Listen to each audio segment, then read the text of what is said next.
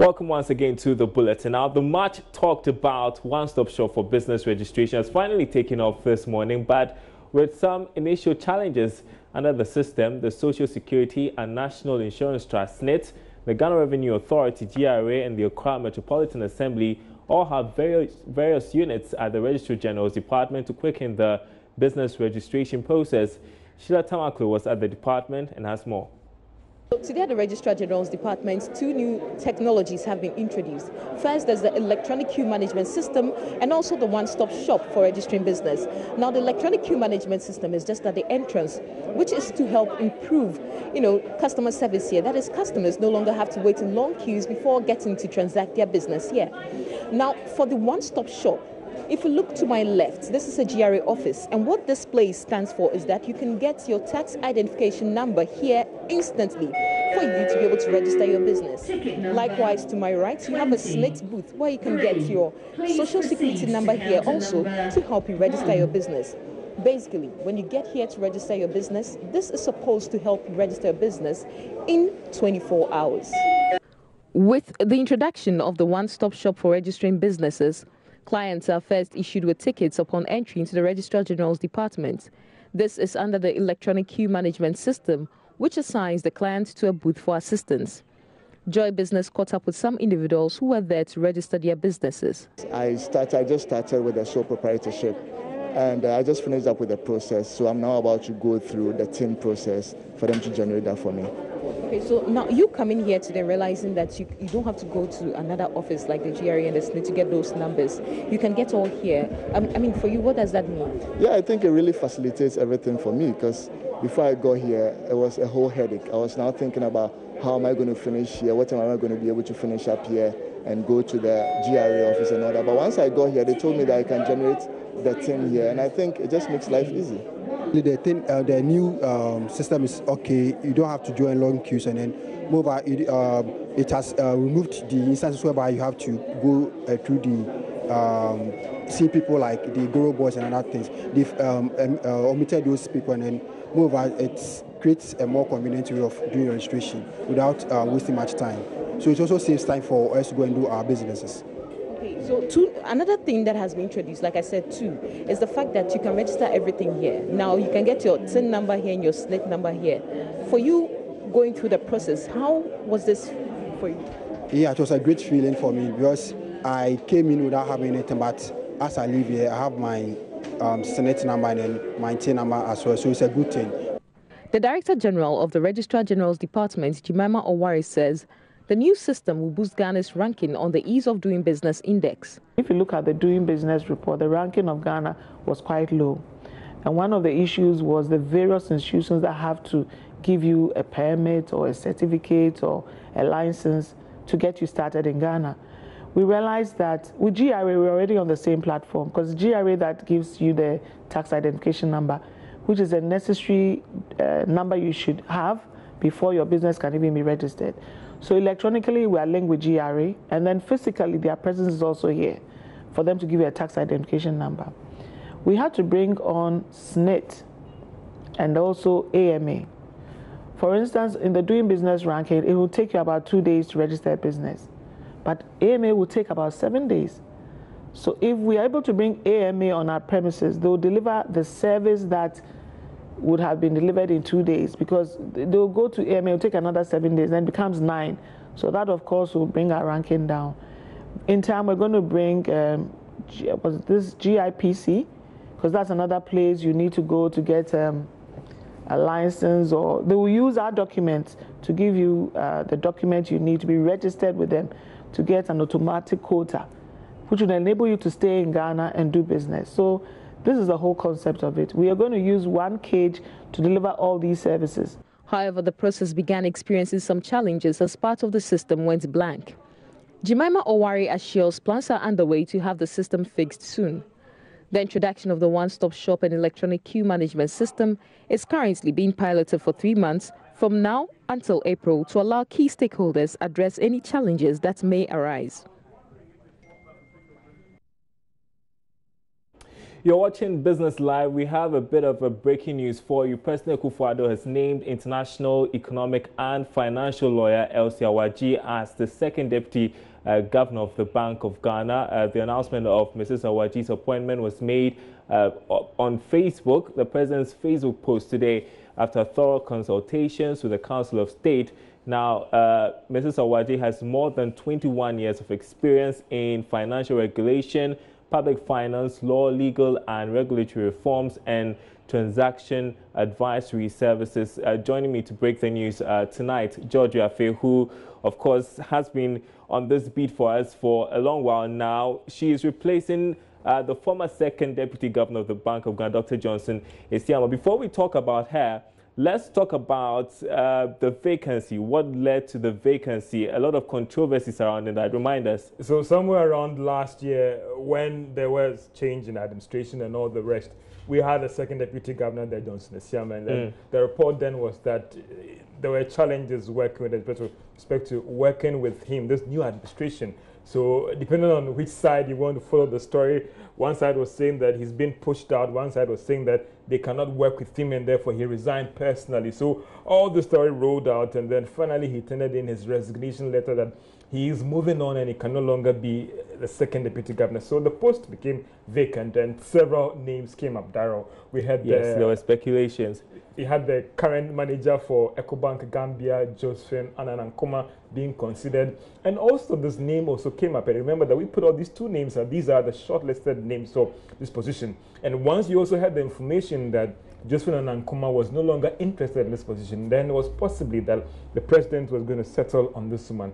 One thing we also said previously was that the president wanted a woman for this position. So therefore, all the men were out, and it was going to be a woman as second deputy governor of the Bank of Ghana. I'm sure a lot of people are wondering who Mrs. Awadzi is. What do we know about her so far? She's a lawyer of international repute. I mean, for those who are working in the banking industry, most of the banking laws in Ghana, she played a critical role while she was a lawyer here in Ghana. And then she moved to the States to work with the IMF also. She's worked on several laws in several countries in terms of banking, finance, and economics. So that's the experience that she brings on board in terms of the deeper understanding in banking, finance, and more of legal grounding. And she's done lots and lots of work of the International Monetary Fund. So now we have two deputy governors who have had serious experience with the IMF. Dr.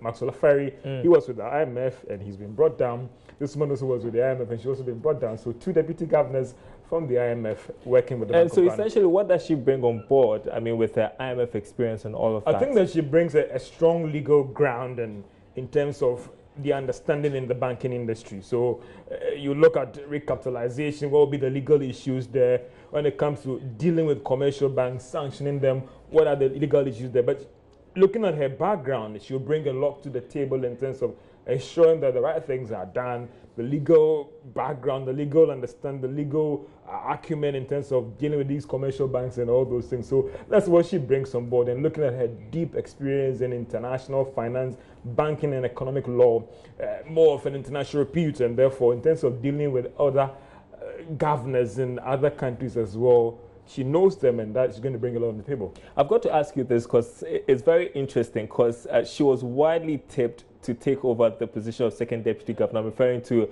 Josephine Ananankoma. Yeah. What happened along the way, do you think? Well, again, just trying to follow what was going around in the news. Our understanding was that she was no longer interested in the position. Several reasons were attributed to that, and that is why the president had to move from her and settle on this woman actually as the second deputy governor of the Bank of Ghana. So maybe for several reasons she thought that she could still do her best, do her work in corporate banking as a strong person in the banking industry at EcoBank, and maybe the employers also maybe offered her more to stay in that position. More money, more position. All right, thanks very much indeed, Georgia Phil, with that breaking news for us tonight that there's a second deputy governor, Elsie Awadzi. She's taking over from Dr. Johnson Esiama. And let's also put it on record that we put out these two names way back as last year, that these are the two persons that are likely to be appointed as second deputy governor of the Bank of Ghana. So if it wasn't Josephine, now it was Elsie. Okay, and that means you have to trust Joy Business when it comes to the latest in business news. Thank you very much indeed. Georgia Fifth there with that update. I want to move on tonight. Finance Minister Akufo-Addo has started engaging investors in Asia over its planned Eurobond sale. Now, the minister is leading a government delegation which is currently in Singapore as part of their Asian study tour. So, why that region, and why would Asian investors rather offer some good rates compared to Europe and the Americas? Well, there's more in this report. Say the team made up of Deputy Governor of the Bank of Ghana, Deputy Ministers of Finance, Energy, Information and the Chief Executive of the Ghana Investment Promotion Center, Yofi Grant, are turning their attention to Asia after a similar exercise in Europe when it comes to this whole non-deal road show. They actually want to test the pulse of the market in terms of finding out the concerns of investors in those regions when it comes to government finances and the economy. The team would also be using the engagement to understudy the Asian market as part of efforts by government to make Ghana a financial hub in the region. However, for some, will the concerns raised by European investors on the economy, budget deficit and revenue challenges be different from the Asian investors? While others are of the view that going to the Asian market is strategic and that governments would be able to gather targeted investors and some good rates for the upcoming Eurobond. Meanwhile, economist and head of finance at the University of Ghana Business School, Professor GODFRED BOKPIN, is upbeat, exploring the Asian market is good for the country. There are best practices that I want to believe that we can learn from the Asian countries, especially Singapore, Hong Kong, Japan, South Korea. So in that regard, I wouldn't think that it's a bad move. I think that it's strategic. If we want to make Ghana a financial hub for Africa, then it requires that we learn from best practices. What good things can we pick from there? What can we pick from here? Also piece them together. There's really no time to reinvent everything all over. But right. So let's look at it within that context. Sure. Now, we have dealt with the Western world for quite some time when it comes to raising Eurobonds. Now, this new direction, is it not going to have any impact, negative impact, of course, on investors in the West? No, it will not. Even in the investment landscape, there is what we call investor fatigue, when every now and then they will always have to wake up and hear from one particular issuer, Ghana, this and all of that. And therefore, the need to diversify may also spell some positive development from Europe and North America. That, of course, government is also looking elsewhere. After all, how much are we looking to raise? So we are looking at offering the opportunity to as many people as possible. The restaurant level may not be the same. That is not to suggest that the Asians will do us a favor and overlook the risk inherent in our economy. And going to Asia necessarily is not a substitute for doing the right thing domestically. So again, they will consider the political and economic fundamentals of the country in their decision making. But the point is that there's greater benefit to be achieved in terms of diversifying the investor base in terms of our engagement with them. And perhaps we could get a good deal in the future. Or it could also spell changes in terms of investor attitude towards Ghana. Now, imagine motor insurance holders having to present no police report when making claims for loss or damage through accidents. That is what Vanguard Assurance is offering clients as it introduces digital insurance system. It's a modern way of insurance to satisfy clients through automated rapid response strategy. Management says innovation will enhance client-insurance relationship. From Kumasi, Anasa Sumensa has more in this next report. Vanguard Assurance resolve to improve relations with clients led to the scrapping of police reports as requirement for claims payment. Thank you very much, DSE. The digital insurance system comes with automated tracker installed in vehicles to instantly signal the company in the event of accident. Dr. Gideon Agbenayo is Vice Chairman of Vanguard Assurance. One of the challenges, critical challenges that the client faces is that there's a condition in the insurance contract that requires that when there's an accident, notify the insurance company. That can be a challenge because there's an accident, And just like we heard this morning when that renowned artist died, a lot of things went wrong. When are they going to have time? Who is even thinking of notifying an insurance company around this time? But there's a time period in which, if you don't do this, it means therefore that you have not fulfilled the conditions. Just like anything at all we buy in Ghana, it's terms and conditions. And so that has actually made people think that this is not a good way of insuring. But that's a practice in insurance all over the world. So Vanguard is saying that no, we understand our people well. Our people want to insure, but this condition of notification is really not good.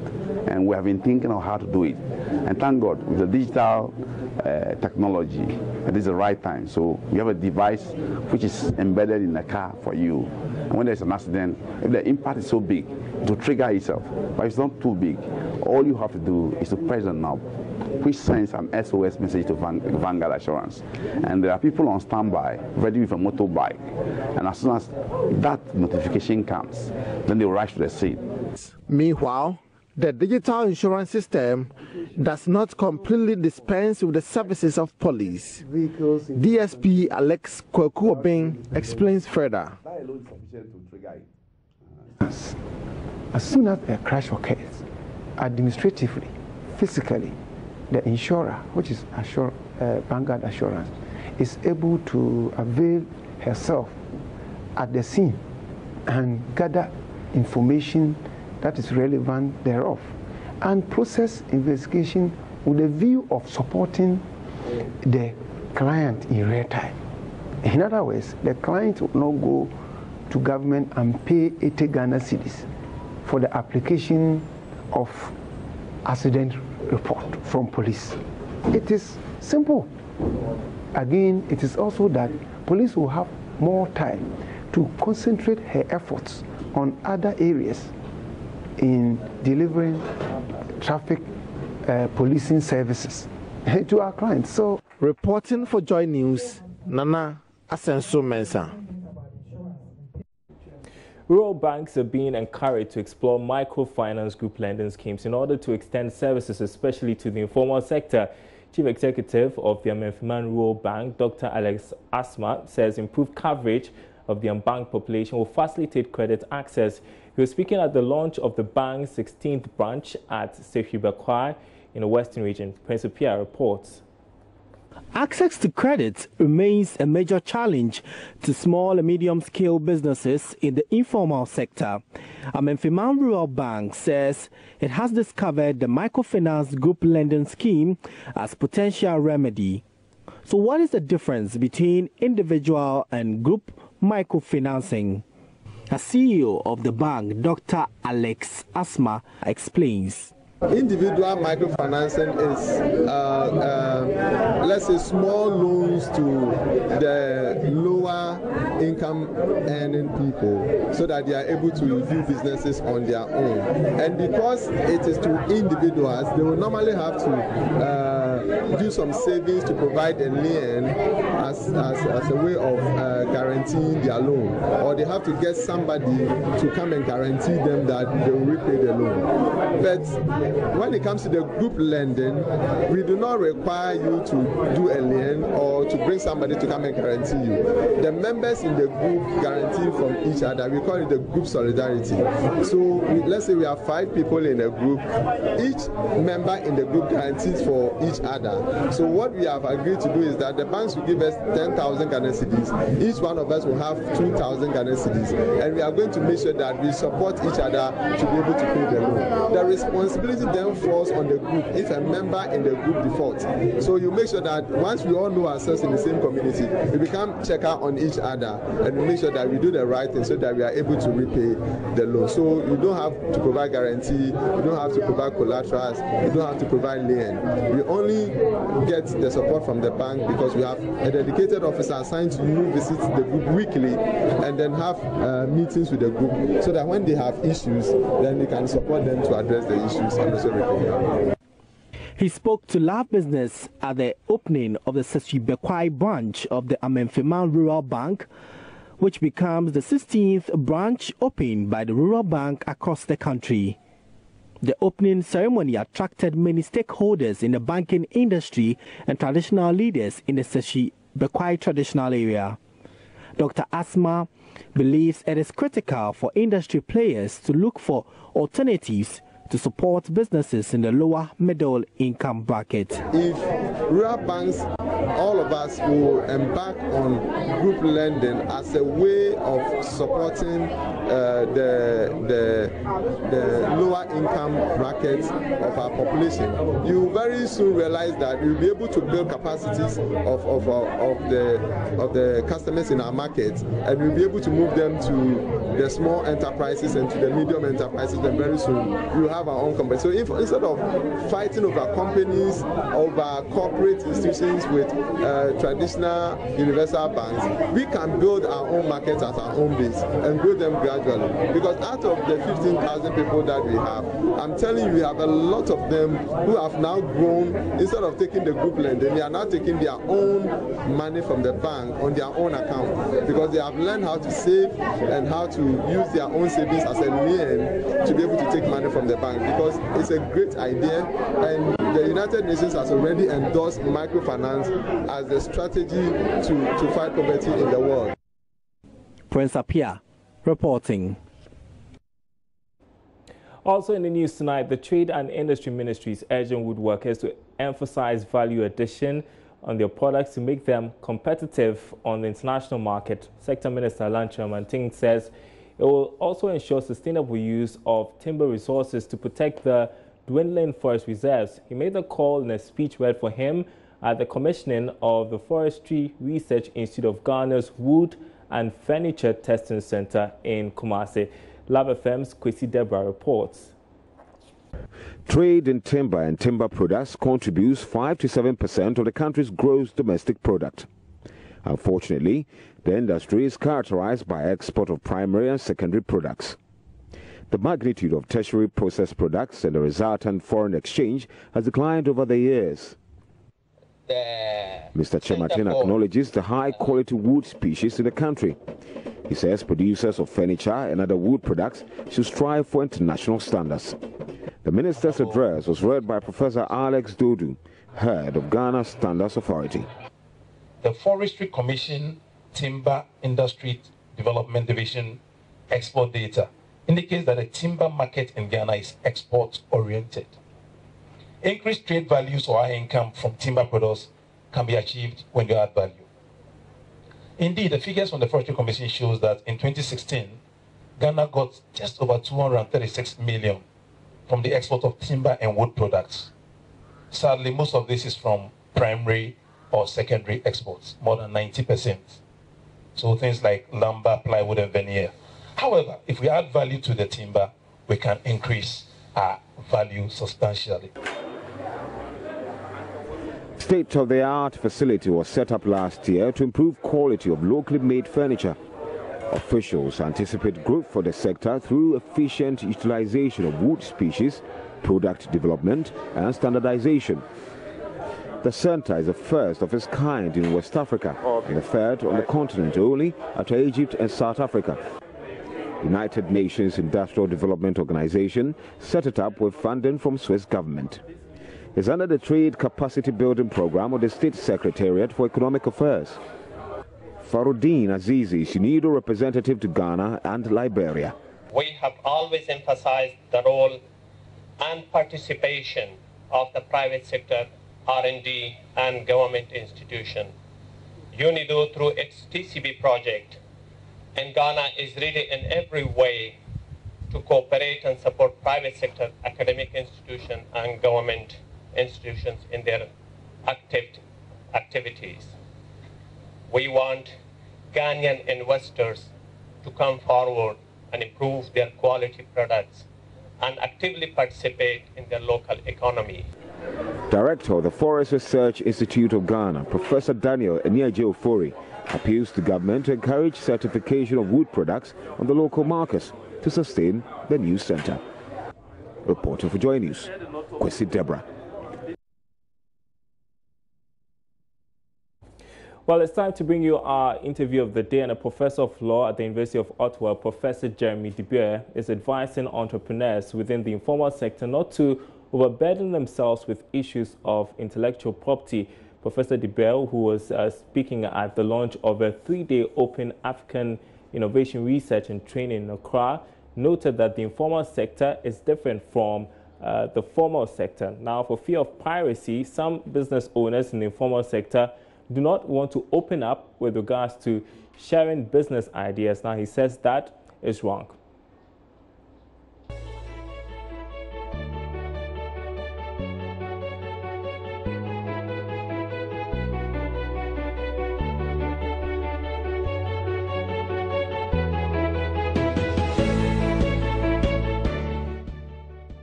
Difficult policy challenge, and Ghana, like other African countries, is struggling with that. So our job as researchers to come in and demonstrate the innovation that's happening and observe that and come up with policy recommendations for government to support innovation, especially in the informal sector. So one of the issues that came up has to do with intellectual property.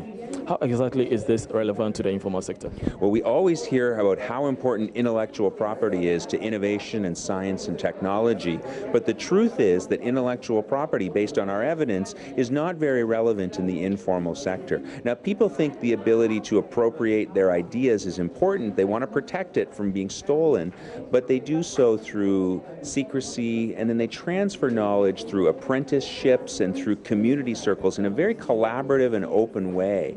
And so the idea that you can just come in and suddenly start patenting everything or using copyright protection to lock up your ideas, it's just not going to work in this context. Rather, we need to embrace the openness and the collaboration that makes innovation possible. You can't just take these foreign intellectual property laws and transplant them into the informal sector in Ghana and think that it's going to work miracles.